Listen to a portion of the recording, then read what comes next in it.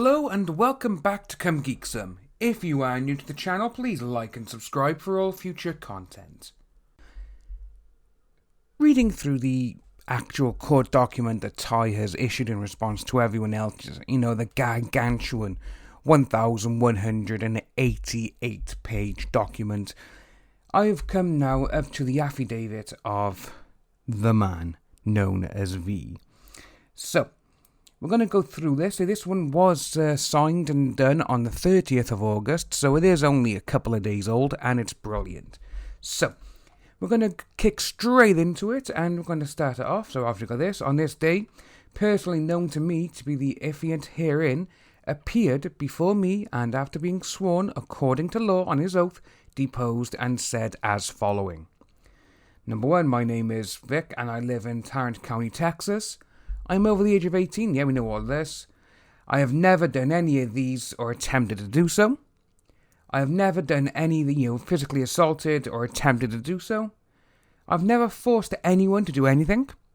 I have never done, kiss without consent, fondled, or otherwise inappropriately had contact with underage people or adults. He has never inappropriately done any of these.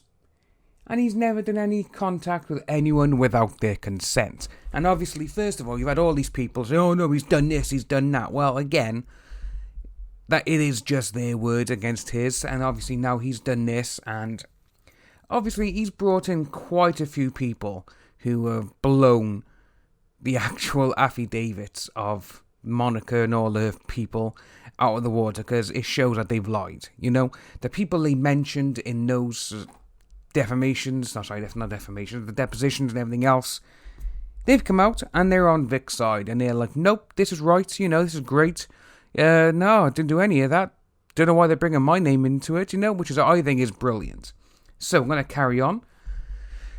I have read Markie's July 18th affidavit attached as Exhibit A to her motion to dismiss. I have never grabbed her hair and pulled it down. Never whispered into her or any statements to her, and never pressed my lips to her ears as she claimed so. Tammy Dembow contacted me on January 25th, 2019. She stated she was an executive with Sony and had advised me that she wanted to interview me by phone about several allegations that had been reported against me. We discussed the 3 allegations below. So there's only 3 of them, okay? So the first one, an accusation that at an anime convention I ate a jelly bean thrown at me by Monica Rial in a suggestive manner. I did not eat the jelly bean in a suggestive manner. I made no suggestive comments, and no one, including Monica, appeared to interpret the action and comments as being this in nature. I told this to Tammy Dembow. B. An accusation that I invited 2 adult females who had flirted with me numerous times over the past year to my hotel room at an anime convention, then done this to him. I did not do any of these. I expressed romantic interest in them. They declined and left the room. I did not intimidate, pressure, or anything else in any way. I told this to Tammy Dembow.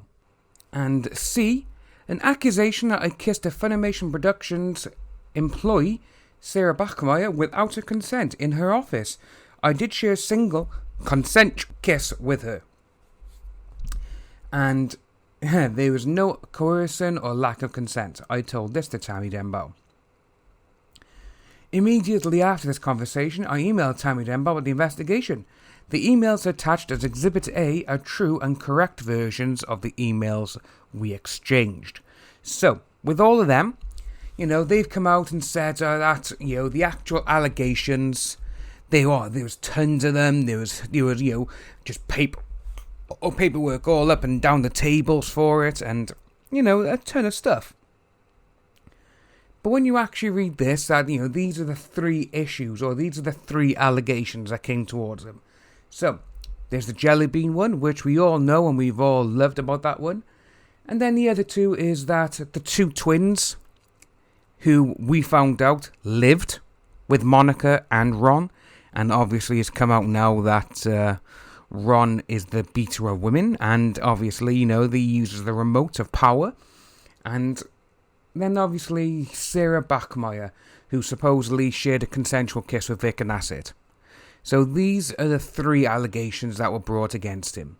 which, if you look at them, literally, and if Vic says no, they never happened, do you believe people who just told you that this happened? They weren't even involved or anything? And all of a sudden, you're like, yeah, get rid of him. That's a little bit strange in my eyes. But we all know, obviously, Chris Sabat has got a lot of power, don't we? He has a lot of power at Funimation. So, we're going to carry on. Before the consensual kiss in our office at Funimation, Sarah and I had corresponded via text, phone calls, and in person for at least a year or more. I regularly stopped by her office while in the studio recording just to say hi. She appeared to welcome my interest in her and appeared to be interested in me. Eventually asked to kiss her, and she agreed. We only kissed that one time. In the years since the kiss, she has never expressed any outrage or anger to me. And with that, I really do think it's actually quite good, because they're using people like, oh, he's done this, he's done that, so-and-so said they saw him do this. And they're not exactly looking for any evidence.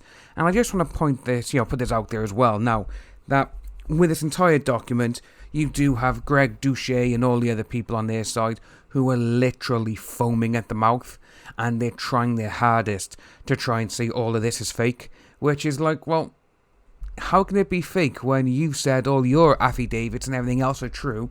Surely this one should be true then, That's, again, they're just a bunch of hypocrites. We all know what they are. So we're going to carry on. Number 14. I was assured by Tammy that the investigation and its results would be kept confidential. I was informed by telephone on Saturday, January 26, 2019, that I had been terminated by Funimation.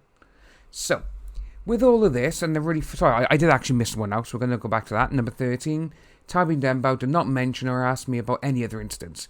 In particular, she did not mention or ask about the purported attempt of this in 2007 against Monica Rial, alleged by Monica in her affidavit, nor did she mention of any alleged hair pulling by Monica or Jamie Markey, which is quite funny. So, we're going to look it down now. Obviously, he was January 26th this year. He was terminated by Funimation. And this is where you can see obviously, at the big conventions, Vic's the one who draws people into the anime area. You can tell that a mile off. So, by mid-January, I had valid contracts with dozens of conventions to appear as a guest in 2019. At least a dozen cancelled my appearance by the time I filed this lawsuit, and they are listed in my amended petition. Emerald City Comic Con, Fan Expo Toronto, Fan Expo Orlando aka MegaCon, and Planet Comic Con also cancelled my appearances. So with him actually being cancelled from those conventions, and what we're going to have here now, we're actually going to have a table, and this is all the appearance fees and how much Vic has actually made at these. So they are listed, which he earned at each one. All amounts have been rounded down to the nearest $1,000. So, KamehamehaCon was $37,000, Savannah $13,000, Central PA was $5,000, Puerto Rico was $11,000, Back Anime was $5,000, Anime Matsuri was $30,000, Super World Con was $5,000, Ireland was $12,000, Liberty was $14,000, Jacksonville, North Carolina was $12,000, and Bubba Fest was $17,000. And he does go on to say that 5 of the conventions that cancelled him were large or larger than Anime Matsuri. These were obviously the big ones, so Emerald City Comic Con, Florida SuperCon, Fan Expo Toronto, Fan Expo Orlando, aka MegaCon, and Planet Comic Con. It is reasonable to expect that I would have earned similar amounts at each of these conventions that I earned at Anime Matsuri, $30,000, but I would have earned a minimum of $20,000 per convention because they were all larger in attendance than Anime Matsuri. So with all of that, if you think about it, the amount of money this man has lost just because these people wanted to name and shame and try to cancel him without any evidence whatsoever,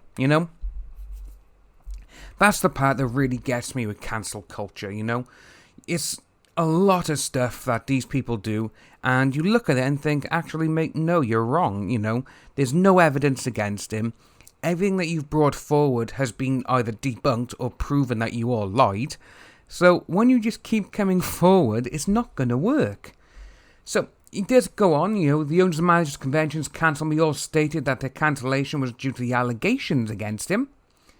I've never been cancelled at a convention before 2019. Again, this is coming from the man who has appeared at tons of conventions. But if you remember, we've had Lynn Montello and all these people. Well, he was cancelled here, he was cancelled there, he was never invited back. Well, here, according to him, he's never been cancelled before. Again, right. The way we look at this is, right, okay, this has all been done, it's all a court order, so it must be true. But again, you're all saying it's all lies. Well, again, the guy's under oath. And, when we called your people that, all this never happened, where's the evidence? You're all like, don't need evidence. It's like, well, no, you do need evidence. This is what it is. You all want people, you just want to get rid of the person that you do not like. That is it. And obviously a lot of you have only come into this because you started reading or looking at texts and social media blogs, which again, one turned out to be completely fabricated, which has now been taken off the internet, and you all use that in your actual court documents, which just makes you the biggest idiot on this planet. So, and he does go on to say that, obviously, he's read a few of the affidavits of Kate, Real Toys, all this thing, and he does go against them. Like, nope, never happened to any of this. And out of them all, the one I do like is number 24. I have read the affidavit of Faisal Ahmed attached to Real and Toy's motion to dismiss. I deny all improper conduct he claims I engaged in, including being overly friendly with female cosplayers, behaving inappropriately with Erica McCord, Kelly Loftus or Leah Hamilton. And obviously Erica McCord has come out and said, nope, none of the things in Ahmed's affidavit says, nothing happened. And he's like, oh no, she done this, she said that. And she's like, nope, never happened. So it goes to show what type of people they have on the other side. And again, this guy here, this Ahmed guy, he's got a police record for making false police reports. So it goes to show what type of people they're keeping in their company. But it goes on, there's quite a few more, and a lot of them, again, are just like, he's read the affidavits of the twins and everything else. He didn't express his desire to kiss any of them, nor did he become angry with any of them. They never cried, teared up, or acted afraid or anything, and this is one of the sad ones here now, when you get towards the end, and I do feel sorry for Vic, because he's been put through a lot, and it's right by here. As a result of the stress and anguish caused by the defendants, I have been diagnosed with depression and have been prescribed Zoloft. I have also been diagnosed with high blood pressure and have been prescribed Losartan for that condition. These medications were prescribed after the defamatory assertions by the defendants. I have never asked my fans to harass, attack or mistreat anyone, which he hasn't. He's always said, no, don't do it. And I think it's absolutely, that he's come out and said all this now because it literally is all these people who have gone against him. It's a bit like, right, you know what? He's literally going to play hardball now, you can tell that. That's why he has pulled in all these people for their affidavits against the other team. And these are also the ones who have come back and they've backed him up, which is great to see. Which is always great to see in my eyes. And it's really funny because, all the emails are here from Victor Temi Dambao, and you can see, literally, all these people, and even Temi Dambao says, well, we will not reach out to anyone, we won't discuss it, this, that, and the other, but then, all of a sudden, Monica, Ron, all these people, they all are going about it on social media before anything has been done. So it goes to show that, first of all, they broke the confidentiality agreement, and just for that alone, they should be reprimanded, but they won't. If you are new to the channel, please like and subscribe, hit that notification bell for future updates, and I'll see all you wonderful people soon.